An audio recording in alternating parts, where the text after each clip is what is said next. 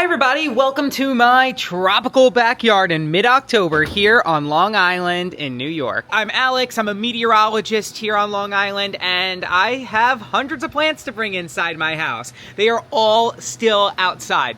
I'm gonna show you all the plants I'm bringing in, which is like 99% of them, and the ones that maybe aren't going inside in their current form. Some of them I need to cut back a little bit to save on space because they're all going inside my house. There's no special accommodations for them. I don't have a greenhouse. I don't have any special rooms for them. I want to also show you the materials that I'm preparing for their arrival, ways that I'm going to keep my floors from getting dirty, some ideas I have to try and keep the bugs away, which is my most common question. But first, let's do a little tour of the garden while we still can. And a lot of people want to know when I'm going to bring these plants in, and it really depends. This is an old man palm. It's native to Cuba. It doesn't like extreme cold. Apparently it doesn't like extreme sun when you bring them outside for the summer. I did get some leaf burn on it this year, but some gorgeous new leaves to make up for it. So these plants that really prefer to not get super cold, I'm going to bring them in probably the last week of October, to be honest. We have some nights in the 40s. Listen, that happens in Florida too. So it's going to have some nights in the 40s in its roster, and that's fine. This I actually have seen in North Florida. It's a triangle palm, and it can survive freezing temperatures. But I'm not going to let it survive freezing temperatures because last year, that's what I did with my Bismarckia palm, and it threw a fit. That's the only way to describe it. It barely grew this year. It really doesn't even like being in a container to begin with, and throwing it out there in the middle of winter when it was barely above freezing did not do it any favors. So, these plants, in general, 99% of my plants, they're gonna go inside around Halloween time, when nighttime temperatures are regularly in the 40s and our daytime temperatures are not hitting 60 much anymore. That is when I'm going to bring them inside. So for those of you who are in the Celsius scale, we are talking temperatures that are less than 10 degrees Celsius at night very consistently. Daytime temperatures that are maybe like 15 Celsius, give or take. Once you start getting down to that level, it's time to bring all the tropicals inside. So let's look at some of the tropical plants I'm bringing inside this year. I have some ideas already. I actually draw a map inside my house of where all these plants are going to go. So we have some plants that need ceiling height. So I have my flamethrower palm, which if you're not familiar with this, the fronds turn deep red when they open up because it's the coolest thing in the world. So that's going to go in my kitchen. We have some plants that have some higher moisture requirements in terms of humidity. So I try and keep these away from heaters. My anthurium, that's gonna need to go in the kitchen where it's away from heaters. My Mandanilla myrantha, it doesn't really like being super dry the air, so that needs to go in the kitchen. Whereas the ficus, I don't know, it prefers humidity, but it doesn't really seem to care that much. So this could go a little closer to a heater. I forget the name of this beautiful plant. Most beautiful flowers, by the way, when it blooms. Absolutely stunning. And this is going to also need to stay away from a heater. Prayer plants, this is a stromanthe, needs to stay away from a heater. So I'm trying to keep all of this in mind as I look at my plants. I'm taking a tour every single day of the garden just to familiarize myself with which plants I have, to be honest. There are some plants I have that can go in the garage, like this Brugmansia, the angel trumpets. This is a dwarf variety that's supposed to get no bigger than 2 or 3 feet tall, and that really seems to be the case. It stayed really nice and small this year, did very well inside this container, and it's going to go in the garage during the winter. I'm going to dig it out of this pot and just keep it in the garage. So I have a lot of plants like that. I have my banana plants. In the past, I have let my banana plants get a frost, and then I've brought them in, with the exception of the tropical ones, like this Musa AA, which, by the way, as beautiful as it is, look, brown, brown, brown. Anywhere where the leaf is white, it turns brown. It's just not the easiest plant to keep pretty, especially this time of the year. It does not like the cooler days. It'll still grow, like it's growing very well. It just throws a fit, just like the Bismarckia palm. It throws a fit, where all of the white will turn kind of brownish, but it does keep on growing. So anyway, the more tropical bananas absolutely are going inside before we get a freeze. I already have that one containerized. It was in the ground. I dug it up, put it in a container. This Musa velutina is more cold tolerant. I might let it see a frost. I don't know. We'll see what happens. Maybe like a light frost, and then I'll bring it inside the garage, or I'll bring it in the house for a little bit and make sure that it's not going to rot. Sometimes I do like a little rot check where I just put all the bananas in the house after a freeze and just let them start growing, and then they go into the garage when I know they're going to be okay. The storm did a number on my Musa Siam Ruby. It just ripped most of the leaves off. We had a nor'easter last week and it was horrible. The wind just knocked all the banana leaves off and really shredded them up. This is a Musa sycamensis. It is a cold, hardy banana. So again, I could let it see a frost and then, you know, chop it up and bring it into the garage. And that's probably what I'm going to end up doing. But it depends on how much time I have. If I have a day where maybe I could bring it in before a freeze, I will. But it's a project. I do have these gorgeous ginger in bloom. I'm going to let these also see a frost because I want to enjoy the flowers outside as long as possible. The night before a frost, I might put these flowers in a vase. But we don't have any frost coming up. So I'm talking about something that's really not in the forecast yet. Today is October 15th, and there's no frost expected through the end of the month. So we'll get through October without any frost or freezes, which is pretty typical. Usually our first frost is in early or mid-November, and the temperatures go downhill very fast from there. So this just smells amazing, by the way. So what type of ginger is this? This is called a Heady Cheam ginger. It is a special variety that has really nice markings on the leaves. Most of them are just plain green. These are butterfly ginger, just plain green. And these survive the winter, by the way, in the ground. Beautiful plant that usually blooms, but this was a bad winter, so no blooms on the ones that survived in the ground. I'm also growing a Washingtonia filifera in the ground this year, so this is a California fan palm.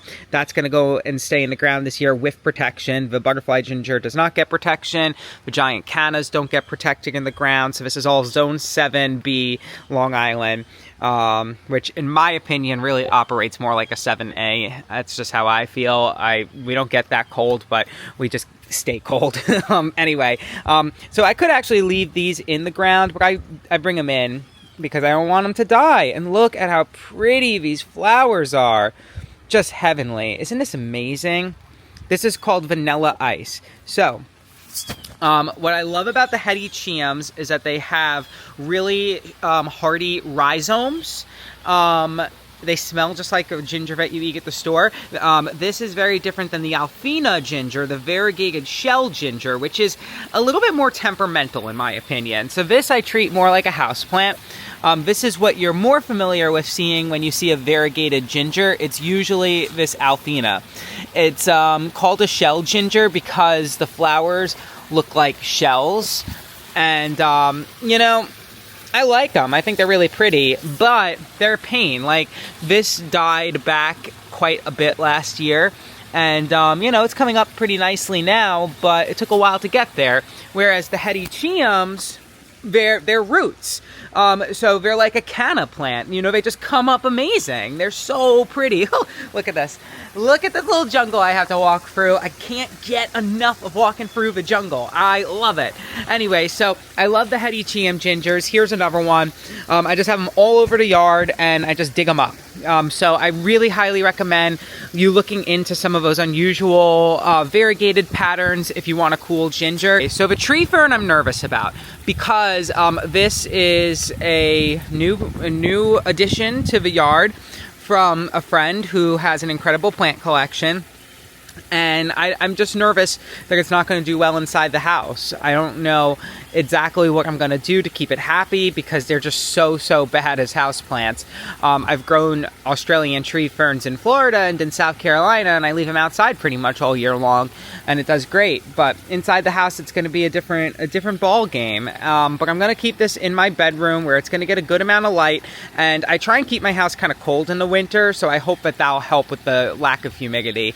This is going to go inside my kitchen. This needs a lot of height I just, only have so many tall ceilings in the house, so I need to put certain plants in certain places so that way they fit. These are just going to be super easy. All of these little small plants I could just squeeze into little spots. I have endless space for small plants. This plant is so much bigger than it looks. It's a Philodendron cortatum. It's huge, but I have a spot for it. It doesn't need a lot of light inside the house. It's awesome. I love this plant. This is going to go in the garage during the winter time. It survives the snow. It's so easy. Hi, little fishies. Are you hungry, or is it too cold for you to eat now? I think you're a little hungry. We'll probably get you some food. I got to clean up the pond a little, too, because we had so much wind. The Helconia, I don't know. I'm going to try and bring it inside, but they're a pain. They do not do well inside the house at all. And here's a kind of fun plant that I've had now for a year. It's called the Babacoa papaya. It is growing so slow because I mistreated this so terribly. I left it out literally in the snow last winter because it is a cold tolerant papaya. If you are looking for the specifics, there it is, Babacoa papaya. And it says it's a zone 9 plant. I believe it. Like a true zone 9. Most papayas can survive in a zone 9, but this can handle cooler temperatures than a regular papaya can. It's growing so slow, and that is not typical for a papaya. I might need to put this in the ground next year, so that way it grows a little faster. Okay, so what am I doing to prepare my house? First, let me show you the mess that is all of the saucers, all of the different little things that I use to catch the water. So I have these to protect the floor. Some of them aren't really waterproof, so I need to try and remember which ones have little cracks in them. So these are literally just bin covers. So I've just used bin covers to kind of keep the floors from getting too messy with dirt. And then on top of the bin covers, because I'm a germaphobe and a clean freak, sort of. The house does get a little messy with the plants, but I try my best. But I have the saucers. Dozens and dozens of saucers. I'll probably need to go buy some more because somehow I always run out of saucers because I'm always bringing in more plants every year.